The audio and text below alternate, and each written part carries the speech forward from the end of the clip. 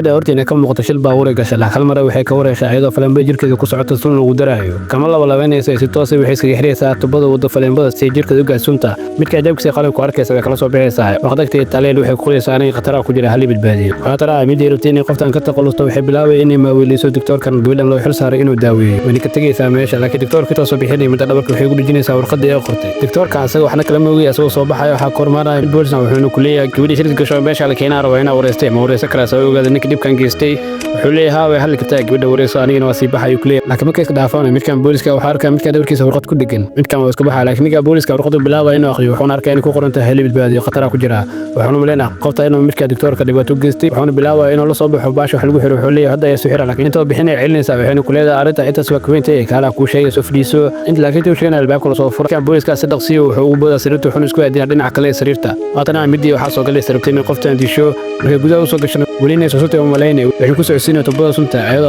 labayn meesha iska tagaysa ilaa mid ma socodsaneen way soo kay waxay iska furaysaa cadbada ku socota jirkeeda waatana saaxiibteedu teenay qofta ka taqulusto waxay u maanay doctorka loo xil saar gabadha inuu badbaadiyo waxay rabtaa inay markaa baxal geliso kuurada ay ku soo qaaday sunta waxay bilaabay inay ka tirtirtay fariheeda ee ku halaysa asaga fariisa hadhow hadii la helo kuurada markii la baaro looga helo asaga fariisa si loo qabsado asaga ayada meesha taagana weli ka teena midkan waxa uu soo dhacay mobile wuxuuna bilaabay inuu markuu dadka soo kaco ayna saddex si iskugu adinaysa gadaashiisa wax ma arkay oo isku soo baxa midkan waxa kana midkii booliska ay qofta xanuunsan biloween degeen aan bilaabay inuu doctorka qoftan loo xil saaro wuxuuna leeyahay qofta dhimartaay soo doctorka oo albaabka soo galayo ma qoftan saa u hadlay dhamaba hadlaysa way amusatay ku leeyahay doctorka wax bilaabay inuu qofta dhimanteen kala xaqiijiyo xeedaa gacanteeda taabana wuxuuna sheegay qofta inay mar ka baxday meeday laakiin midkan booliska aad u walwala wuxuuna bilaabay inuu qoftan laabta galiyo oo ku ooyay beebeen laakiin midkan doctorka midka uu soo adkaysiin oo ka soo leexina meesha wuxuuna bilaabay midaas ka dhigaysa inay boqtaysiin madaxa u saaro marada wuxuuna sheegay mid inay boqtaysiilkeedin oo wacay oo ka tagaa meesha doctorka ayadana way ka daba bixaysaa mudirta inay qofta ka taqlusho waxayna malinaysaa in arrinteedu hagaagtay markii loo baxano marada ka qaadan midkii booliska asagana meesha galay wuxuu leeyahay marada igu dad aniga kuwan aqaansa u galay